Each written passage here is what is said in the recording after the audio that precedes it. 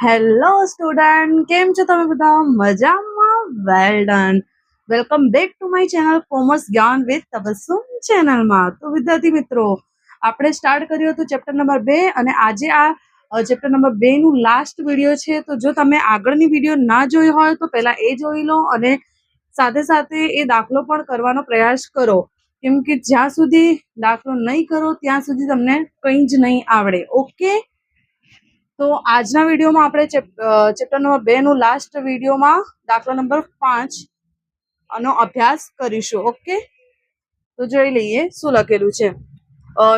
દાખલા નંબર 5, નીચેના વ્યવહારોની ગણેશના ચોપડે કયા ખાતે ઉધાર અને કયા ખાતે જમા કરશો તે કારણ સહિત જણાવો. તો પહેલા તો આપણે બુક ઓપન કરી લઈએ. પેજ નંબર 50, તમારી ન્યૂ બુક હોય તો જોઈ લેજો એમાં કયા નંબરનો સમ છે અને કયા પેજ પર આપેલું છે, કેમ કે મારી ઓલ્ડ બુક છે. ઓકે, તો આમાં બધા 20 વ્યવહાર આપેલા છે. તો ફર્સ્ટ નંબરથી સ્ટાર્ટ કરીએ આપણે. ₹75,000 રોકડ લાવી ધંધો શરૂ કર્યો. જુઓ, આ વ્યવહાર તો બધા જ દાખલામાં હતો. તો હવે તો તમને ખબર પડી જ જવી જોઈએ કે રોકડ ધંધામાં લાવીએ તો એક ખાતું તો રોકડનું થશે અને ધંધાનો માલિક ધંધામાં કંઈ પણ માલ મિલકત કે રોકડ લાવે તો એ કયા ખાતે જશે? મૂડી ખાતે. રોકડ ખાતાનો પ્રકાર તમને ખબર જ છે, માલ મિલકત છે.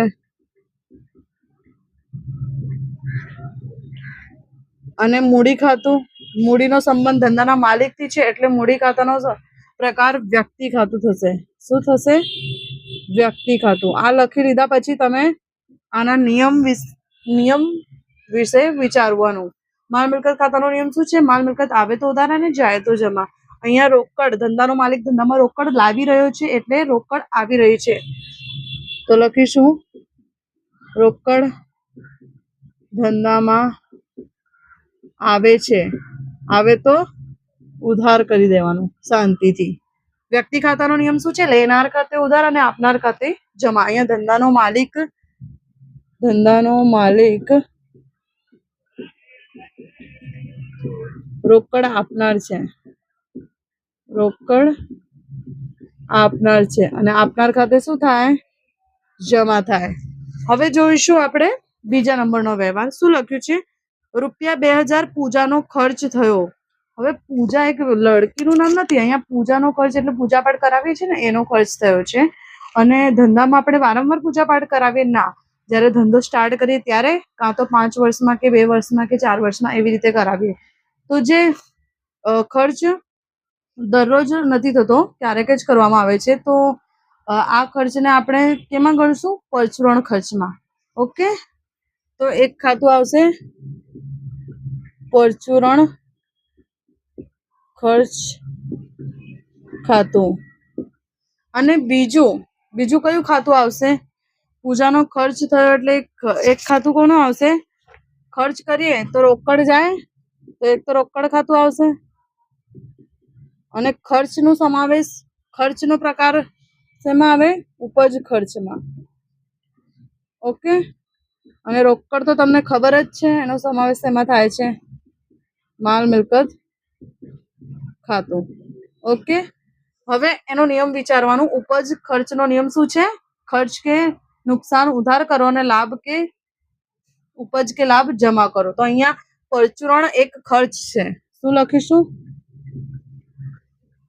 પરચુરણ એક ખર્ચ છે અને ખર્ચ હંમેશા શું થાય છે?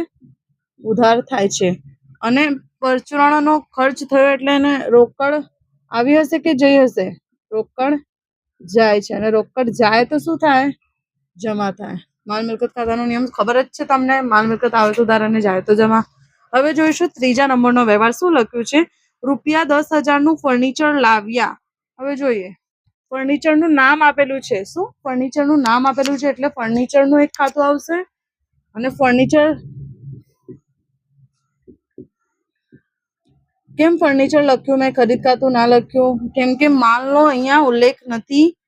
અહીંયા ઓનલી ઓન ફર્નિચરનો ઉલ્લેખ છે અને ફર્નિચર લાવ્યા લખેલું છે. ફર્નિચરની ખરીદી કરી એવું નથી લખ્યું. ફર્નિચર લાવ્યું હશે એટલે કે ધંધાનો માલિક લાવ્યું હશે એટલે એક મૂડી ખાતું આવશે. ઓકે, સમજણ પડી કે નહીં?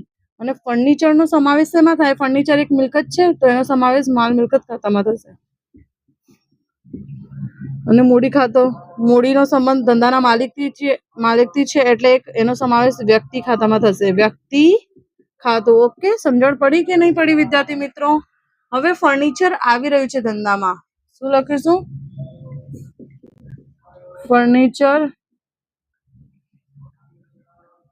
ફર્નિચર ધંધામાં આવે છે. ફર્નિચર ધંધામાં આવે છે એટલે એને શું કરીશું આપણે? ઉધાર કરીશું. અને વ્યક્તિ ખાતાનો નિયમ શું છે? લેનાર ખાતે ઉધાર અને આપનાર ખાતે જમા. અહીંયા ધંધાનો માલિક ફર્નિચર આપનાર છે. ધંધાનો માલિક ફર્નિચર આપનાર છે અને લેનાર ખાતે ઉધાર અને આપનાર ખાતે શું કરીશું આપણે? જમા કરીશું. વિદ્યાર્થી મિત્રો સમજણ પડી રહી છે કે નહીં? કમેન્ટ બોક્સમાં જણાવજો. હવે જોઈશું આપણે ચોથો વ્યવહાર. શું લખ્યું છે? ₹30,000 સ્ટેટ બેંક ઓફ ઇન્ડિયામાં ભર્યા, એટલે કે SBI માં ભર્યા. તો SBI બેંકમાં ભર્યા હશે તો એક તો SBI નું આવશે, એક તો SBI નું ખાતું આવશે, અને ભર્યા છે તો એક રોકડ ખાતું. ઓકે, SBI એક વ્યક્તિમાં આવશે, એનો સમાવેશ વ્યક્તિ ખાતું. અને રોકડ ખાતું તો તમને ખબર જ છે, માલ મિલકત ખાતું. વ્યક્તિ ખાતાનો નિયમ શું છે?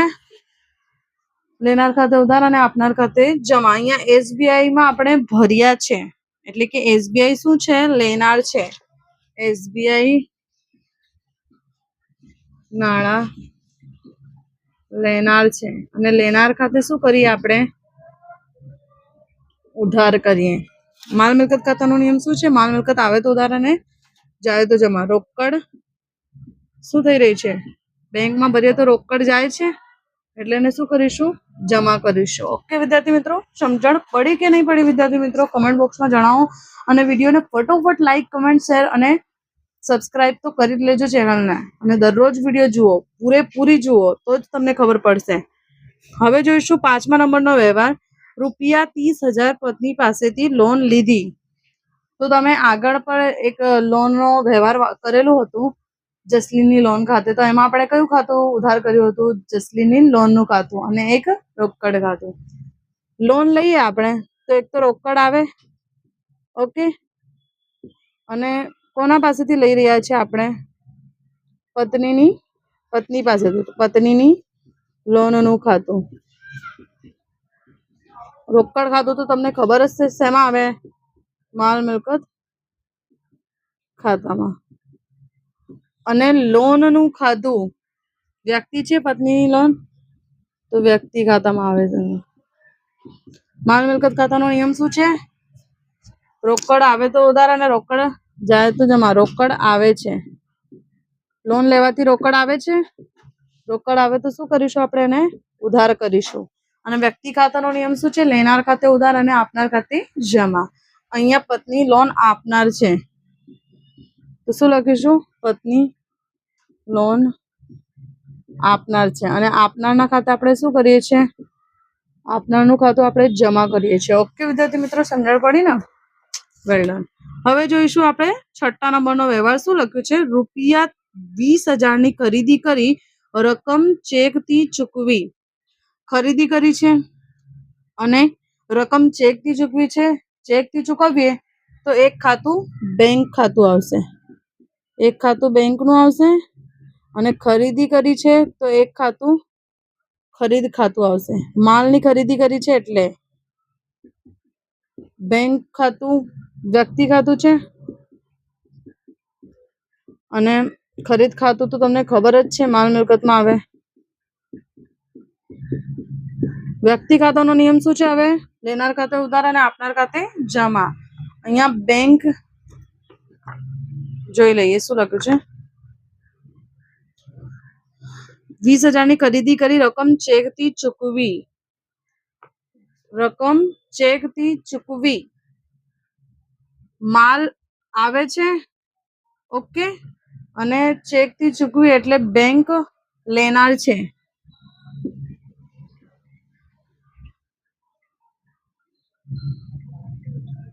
ના, બેંક ચેક થી ચૂકવે એટલે બેંક આપનાર થશે. શું થશે? બેંક આપનાર છે.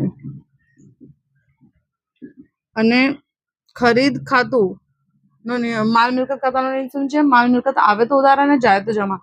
ખરીદી કરવાથી શું થાય? માલ આવે ને, તો માલ આવે છે. અને તમને ખબર જ છે, આપનારનું ખાતું જમા થાય અને માલ આવે તો ઉધાર. તમને સમજણ પડી આ વ્યવહારમાં? ન સમજાયો હોય તો ફરીથી કહી દઉં. જો શું લખ્યું છે, 7મા નંબરનો વ્યવહાર છે ને, 20,000ની ખરીદી કરી રકમ ચેકથી ચૂકવી છે. ચેકથી ચૂકવી છે એટલે કે બેંક નાણાં આપનાર છે. ઓકે. અને બીજું શું લખ્યું છે? ખરીદ ખાતું. શું લખ્યું છે? ખરીદ ખાતું. ખરીદી કરી છે અને માલની કરી છે એટલે ખરીદ ખાતું આવશે. જો કોઈ કમ્પ્યુટરની કે ફર્નિચરની કરી હતું હોય તો ફર્નિચરનું નામ આવે, કાં તો યંત્રનું આવે. ઓકે. પણ અહીંયા માલની ખરીદી કરી છે એટલે ખરીદ ખાતું આવશે. સમજાયું વિદ્યાર્થી મિત્રો? હવે જોઈશું 7મા નંબરનો વ્યવહાર. શું લખ્યું છે? 42,000નું વેચાણ કર્યું, રકમ ચેકથી મળી. જો હવે ચેકથી રકમ મળી રહી છે તો બેંક ખાતું આવે. અને વેચાણ કર્યું છે માલનું તો એક વેચાણ ખાતું આવશે.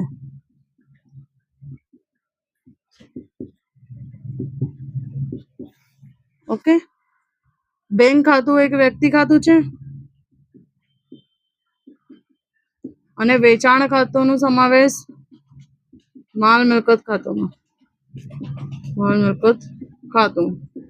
વ્યક્તિ ખાતાનો નિયમ શું છે? લેનાર ખાતે ઉધાર અને આપનાર ખાતે જમા. તો અહીંયા વેચાણ કર્યું છે. ઓકે. અને બેંકને રકમ મળી છે તો બેંક શું છે? લેનાર છે. બેંક આપણે વેચાણ કરીએ તો આપણને નાણાં મળે અને ચેકથી મળી રહ્યું છે એટલે કે બેંકમાં મળી રહ્યું છે તો બેંક લેનાર છે અને લેનાર ખાતા હંમેશા ઉધાર થાય. અને માલ મિલકત ખાતાનો નિયમ શું છે? માલ મિલકત આવે તો ઉધાર અને જાય તો જમા. અહીંયા વેચાણ કરવાથી શું થઈ રહ્યું છે? માલ આવી રહ્યું છે કે જઈ રહ્યું છે? માલ જાય છે. માલ જાય તો શું કરીએ આપણે? જમા કરીએ. ઓકે. સમજણ પડી રહી છે વિદ્યાર્થી મિત્રો? ઓકે. કમેન્ટ બોક્સમાં કહેતા રહેજો કેવું લાગી રહ્યું છે વિડીયો. હવે જોઈ લઈશું આપણે 8મા નંબરનો વ્યવહાર. શું લખ્યું છે? 22,000 બેંકમાંથી ઉપાડ્યા છે. બેંકમાંથી. તો બેંકમાંથી નાણાં ઉપાડીએ તો એક તો રોકડ આવે, તો એક ખાતું તો કોનું આવશે? રોકડનું આવશે. અને બેંકથી ઉપાડી રહ્યા છે તો એક ખાતું બેંકનું આવશે. સમજો પડે વિદ્યાર્થી મિત્રો? રોકડનું સમાવેશ તમને ખબર જ છે, માલ મિલકત ખાતામાં થશે. અને બેંક ખાતું વ્યક્તિ ખાતું છે.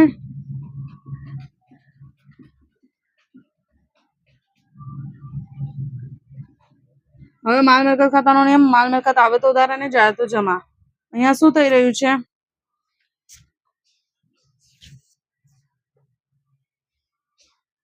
અહીંયા બેંકમાંથી ઉપાડ્યા છે એટલે રોકડ આવી રહી છે. રોકડ આવે છે.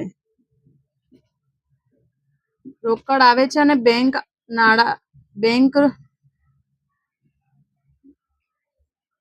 રોકડ આપનાર છે ને, બેંક નાણાં આપનાર છે. અને રોકડ આવે તો ઉધાર અને આપનાર ખાતે હંમેશા જમા થાય છે. ઓકે. હવે 9મા નંબરનો વ્યવહાર શું લખ્યું છે એ જોઈ લઈએ. ₹2,000 વીમા પ્રીમિયમના ચેકથી ચૂકવ્યા. વીમા પ્રીમિયમ આપણું એક ખર્ચ છે તો એક ખાતું તો વીમા પ્રીમિયમનું આવશે અને ચેકથી ચૂકવ્યા છે એટલે એક બેંક ખાતું આવશે. ઓકે.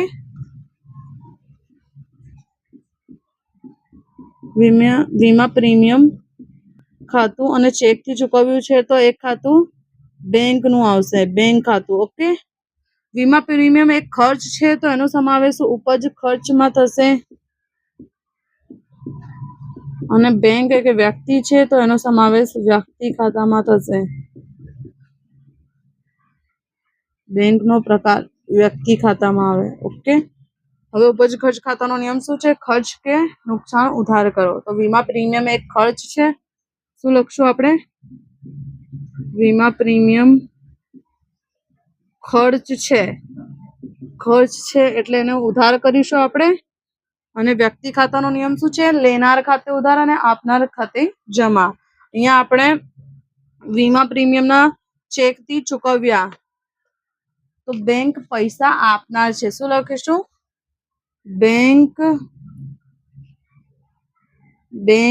નાણાં આપનાર છે. અને આપનારનું ખાતું શું થાય છે? ઉધાર કે જમા? બોલો જલ્દી. જમા થશે. ઓકે. હવે જોઈશું 10મા નંબરનો વ્યવહાર. શું લખ્યું છે? ₹3500 દલાલીના મળ્યા. દલાલીના મળ્યા એટલે દલાલીના મળ્યા તો રોકડ મળી, એક રોકડ ખાતું આવશે. અને દલાલીના મળ્યા છે તો એક દલાલી ખાતું આવશે. રોકડ ખાતાનો સમાવેશ શેમાં થાય છે? તમને ખબર જ છે, માલ મિલકત ખાતામાં. અને દલાલી તમારી શું છે? એક ખર્ચ છે કે ઉપજ છે? ઉપજ છે તો એનો સમાવેશ ઉપજ ખર્ચ ખાતામાં થશે. ઓકે. અને હવે માલ મિલકત ખાતાનો નિયમ, માલ મિલકત આવે તો ઉધાર અને જાય તો જમા. અહીંયા આપણે દલાલીના રોકડ મળી છે તો રોકડ આવે છે અને દલાલી ઉપજ છે. રોકડ આવે તો ઉધાર અને ઉપજ હંમેશા શું થાય છે? જમા થાય છે. ખબર જ છે ને તમને? લાભ, ઉપજ કે લાભ જમા થાય છે. હવે જોઈશું આપણે 11મા નંબરનો વ્યવહાર. શું લખ્યું છે? ₹12,000 નો માલ દાણીને વેચ્યો અને રકમ ચેકથી મળી. માલ વેચ્યો છે અને ચેકથી. દાણીને ભલે વેચ્યું છે પણ ચેક શબ્દનો ઉલ્લેખ છે એટલે એક રોકડ વ્યવહાર છે.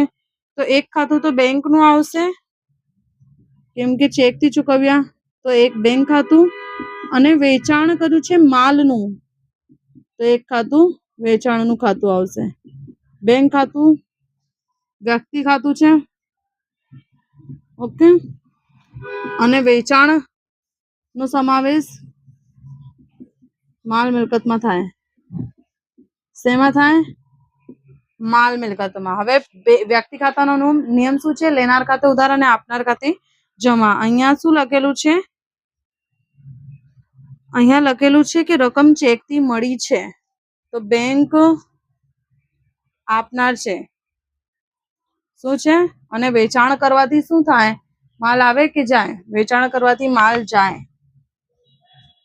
બેંક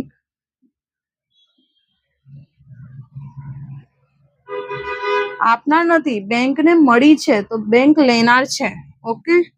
વેચાણ કરવાથી આપણને નાણાં મળે અને નાણાં ચેકથી મળી રહ્યું છે એટલે બેંકને મળી રહ્યું છે તો બેંક લેનાર છે. અને લેનાર ખાતે ઉધાર થાય. ઓકે. અને વેચાણ કરવાથી શું થાય? માલ આવે કે જાય? માલ જાય છે. માલ જાય છે. માલ જાય તો શું કરીશું? આપણે એને જમા કરીશું. હવે 12મા નંબરનો વ્યવહાર. શું લખ્યું છે એ જોઈ લઈએ. ₹8,000 નો માલ દીપક પાસેથી ખરીદ્યો અને રકમ ચેકથી ચૂકવીએ. જો માલ ખરીદ્યો છે અને ચેક શબ્દનો ઉલ્લેખ છે તો એક ખાતું બેંકનું આવશે. અને ખરીદી કરી છે એટલે એક ખાતું કોનું આવશે? ખરીદ ખાતું આવશે. અને બેંક ખાતાનો સમાવેશ વ્યક્તિ ખાતામાં થશે. સમજણ પડી રહી છે કે નહીં વિદ્યાર્થી મિત્રો? બેંક એક વ્યક્તિ કહેલાશે અને ખરીદ ખાતાનો સંબંધ માલ મિલકત ખાતામાં છે. હવે જોઈ લઈએ એનો નિયમ. વ્યક્તિ ખાતાનો નિયમ શું છે? લેનાર ખાતે ઉધાર અને આપનાર ખાતે જમા. અહીંયા બેંક શું કરી રહી છે? રકમ ચૂકવી રહી છે એટલે બેંક નાણાં આપનાર છે. તો આપણે એમ લખીશું બેંક, શોર્ટમાં લખી દઈએ આપણે બેંક આપનાર છે. બેંક આપનાર છે એટલે એને શું કરીશું? આપણે જમા કરીશું. અને માલ મિલકત ખાતાનો નિયમ શું છે? આવે તો ઉધાર અને જાય તો જમા. ખરીદી કરવાથી માલ આવે છે. માલ આવે છે.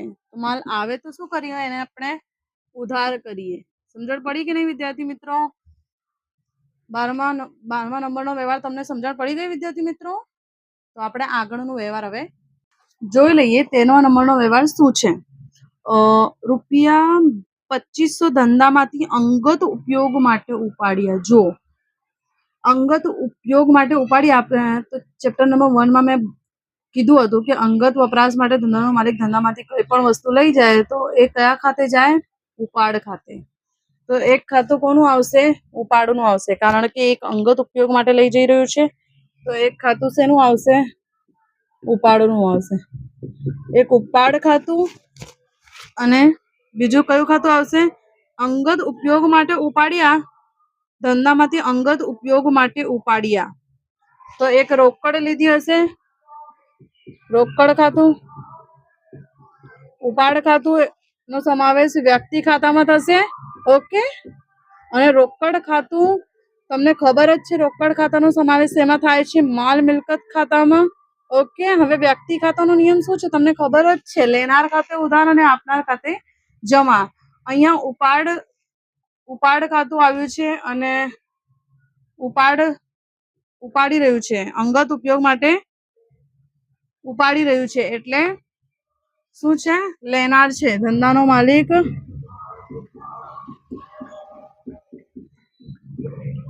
લેનાર છે. લેનાર ખાતે શું થાય છે? ઉધાર. અને રોકડ શું થઈ રહી છે? રોકડ જાય છે ધંધામાંથી. રોકડ જાય તો શું કરીશું? રોકડ જાય તો જમા. હવે જોઈ લઈએ આપણે 14 નંબરનો વ્યવહાર શું લખ્યું છે? રૂપિયા 2500 નો માલ ધંધામાંથી અંગત વપરાશ માટે લઈ ગયા. જો વાપસ ફરીથી 1500 નો માલ, હવે માલ લઈ જઈ રહ્યા છે આપણે. તો એક તો ખરીદ ખાતું આવશે અને એક કયું ખાતું આવશે? ઉપાડ ખાતું. અને ખરીદ ખાતું કેમ આવે? તમને મેં કીધું હતું, ધંધામાંથી વેચાણ સિવાય કઈ પણ રીતે માલ જાય તો કયું ખાતું આવશે? ખરીદ ખાતું આવશે. હવે તમને ખબર પડી જવી જોઈએ કે ખરીદ ખાતું શા માટે આવ્યું. ઓકે. અને ઉપાડ ખાતું નું પ્રકાર છે વ્યક્તિ ખાતું. અને ખરીદ ખાતું તમને ખબર જ છે, ખરીદી માલથી રિલેટેડ છે, એટલે એનો પ્રકાર માલ મિલકત ખાતો થશે. વ્યક્તિ ખાતાનો નિયમ શું છે? લેનાર ખાતે ઉધાર અને આપનાર ખાતે જમા. અહીંયા શું થઈ રહ્યું છે? અહીંયા ધંધામાંથી અંગત વપરાશ માટે લઈ ગયા, એટલે ધંધાનો માલિક લેનાર છે. શું છે? ધંધાનો માલિક લેનાર છે. લેનાર ખાતે શું કરીએ છીએ આપણે? ઉધાર કરીએ છીએ. લેનાર ખાતે શું કરીએ છીએ આપણે? ઉધાર કરીએ છીએ. અને ખરીદી કરવાથી શું થાય? માલ અંગત રીતે જઈ રહ્યું છે, એટલે માલ જાય છે. ધંધાનો માલિક લઈ જાય છે અને માલ જાય છે. માલ જાય છે એટલે એને શું કરીશું આપણે? જમા કરીશું. ઓકે. હવે જોઈ લઈએ આપણે 15 નંબરનો વ્યવહાર શું લખ્યું છે?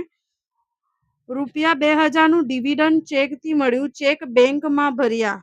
જુઓ, બેંકમાં નાણાં મળ્યા અને ડિવિડન્ડ ના મળ્યા. એક તો ડિવિડન્ડ નું ખાતું આવશે, અને ડિવિડન્ડ કેવી રીતે મળી રહ્યું છે તમને? ચેકથી મળી રહ્યું છે, તો એક તો બેંક ખાતું આવશે. ખબર પડી ગઈ તમને? હવે ડિવિડન્ડ આપણી શું છે? ઉપજ છે, તો એનો સમાવેશ ઉપજ ખર્ચ ખાતામાં થશે. અને બેંક એક વ્યક્તિમાં આવશે, તો બેંકમાં આવશે વ્યક્તિ ખાતું. હવે આપણે અહીંયા શું લખીશું? રીઝન. ડિવિડન્ડ શું છે? ડિવિડન્ડ એક ઉપજ છે, એટલે એને શું કરીશું આપણે? ઉપજ ખર્ચ ખાતાનો નિયમ છે ખર્ચ કે નુકસાન ઉધાર અને ઉપજ કે લાભ જમા. ઉપજ છે એટલે એને આપણે જમા કરી રહ્યા છીએ. અને વ્યક્તિ ખાતાનો નિયમ શું છે? લેનાર ખાતે ઉધાર અને આપનાર ખાતે જમા. અહીંયા બેંક શું છે? ડિવિડન્ડના રૂપિયા લેનાર છે. બેંક લેનાર છે, એટલે એને શું કરીશું આપણે? ઉધાર કરીશું. ઓકે વિદ્યાર્થી મિત્રો. હવે જોઈએ આપણે 16 નંબરનો વ્યવહાર. એમાં શું લખ્યું છે? રૂપિયા 200 બેંકે વ્યાજના જમા કર્યા. બેંકે જમા કર્યા છે, એટલે બેંકમાં નાણું વધ્યું છે, તો એક તો બેંક ખાતું આવશે અને બીજું કયું ખાતું આવશે? વ્યાજનું ખાતું. કેમ કે વ્યાજ ના મળી રહ્યા છે ને. બેંક તો તમને ખબર જ છે, એનો સમાવેશ વ્યક્તિ ખાતામાં થશે. અને વ્યાજ આપણી એક ઉપજ છે, તો એનો સમાવેશ ઉપજ ખર્ચ ખાતામાં થશે. ઓકે વિદ્યાર્થી મિત્રો. અને વ્યક્તિ ખાતાનો નિયમ શું છે? લેનાર ખાતે ઉધાર અને આપનાર ખાતે જમા. અહીંયા બેંક શું કરી રહી છે? શું કરી રહી છે? બેંક વ્યાજના જમા કર્યા એટલે બેંક લેનાર છે. શું છે? બેંક લેનાર છે. અને બેંક લેનાર છે. લેનારનું ખાતું હંમેશા શું થાય? ઉધાર થાય. ઓકે. અને ઉપજ ખર્ચ ખાતાનો નિયમ શું છે? ઉપજ કે ખર્ચ કે નુકસાન ઉધાર અને ઉપજ કે લાભ જમા. અહીંયા વ્યાજ એક ઉપજ છે એટલે એને શું કરીશું આપણે? જમા કરીશું. ઓકે વિદ્યાર્થી મિત્રો. હવે જોઈ લઈએ 17 નંબરનો વ્યવહાર શું લખ્યું છે એમાં. ₹100 બેંકે ખર્ચના ઉધાર્યા.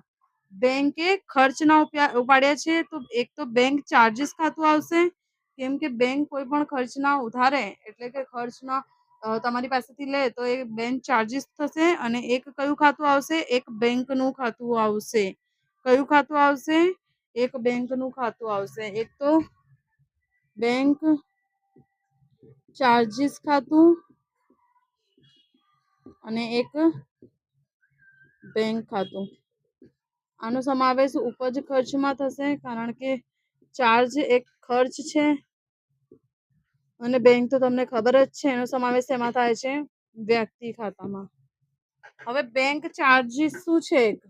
બેંક ચાર્જીસ ખર્ચ છે, અને ખર્ચ હંમેશા શું થાય છે? ઉધાર થાય છે.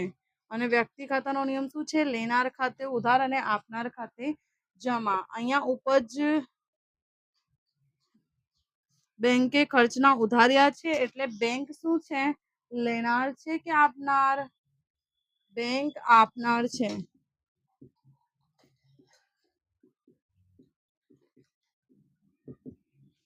તો એને શું કરીશું આપણે? જમા કરીશું. ઓકે વિદ્યાર્થી મિત્રો, સમજણ પડી રહી છે કે નહીં? જો ન સમજાય તો કમેન્ટ બોક્સમાં જણાવો. હું શોર્ટ વિડીયોમાં એની એક્સપ્લેનેશન ફરીથી આપી દઈશ. ઓકે. હવે જોઈએ આપણે 18મા નંબરનો વ્યવહાર શું લખ્યું છે? ₹300 મજૂરી ચૂકવી. મજૂરી ચૂકવી છે તો એક ખાતું તો મજૂરીનું આવશે. અને મજૂરી શેનાથી ચૂકવાય? રોકડથી. તો રોકડ ખાતું આવશે એક. મજૂરી આપણો એક ખર્ચ છે, તો એનો પ્રકાર છે ઉપજ ખર્ચ ખાતું. ઓકે. અને રોકડ તો તમને ખબર જ છે, માલ મિલકતમાં આવે, તો માલ મિલકત ખાતું. મજૂરી આપણે અહીંયા રીઝનમાં શું લખીશું? મજૂરી એક ખર્ચ છે, અને ખર્ચ હંમેશા શું થાય છે? ઉધાર થાય છે. વિદ્યાર્થી મિત્રો આ યાદ રાખવાનું, ખર્ચ હંમેશા ઉધાર થાય છે. અને રોકડ ખાતું મજૂરી ના ચૂકવ્યા એટલે રોકડ શું થઈ રહી છે? ચૂકવ્યા તો રોકડ જાય. શું રીઝનમાં લખીશું? રોકડ જાય છે. જાય તો શું કરીશું? એને જમા કરીશું. હવે જોઈ લઈએ લાસ્ટ સેકન્ડ. લોનનું વ્યાજ 350 ચૂકવ્યું છે, તો એક તો રોકડ ખાતું આવશે, અને લોનના વ્યાજનું ચૂકવ્યું છે તો એક લોનનું વ્યાજનું ખાતું આવશે. લોનનું વ્યાજનું ખાતું અને ચૂકવ્યું છે તો એક રોકડ ખાતું આવશે. ઓકે. હવે લોનનું વ્યાજ શું છે? તમારો એક ખર્ચ છે, તો એમાં શું આવશે?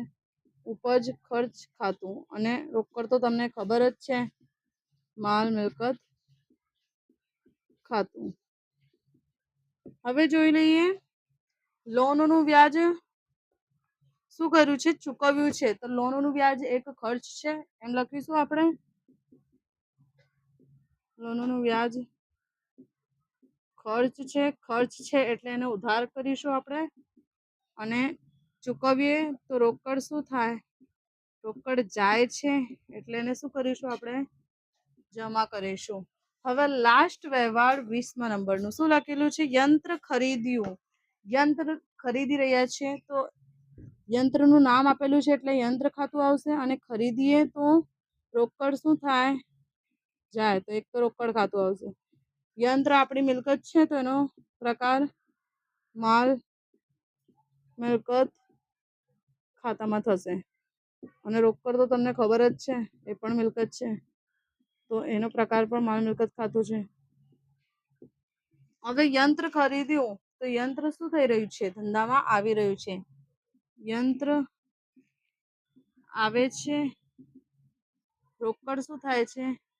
રોકડ જાય છે. યંત્ર આવે તો ઉધાર અને રોકડ જાય તો જમા. ઓકે વિદ્યાર્થી મિત્રો. તો વિદ્યાર્થી મિત્રો આ સમ તમને સમજાયું કે નહીં? સ્ક્રીનશોટ લઈ લો લેવાનું હોય તો, નહીં તો વિડીયો જોઈને ચોપડામાં સમ કરી લેજો. ઓકે, કરશો તો જ તમને ખબર પડશે.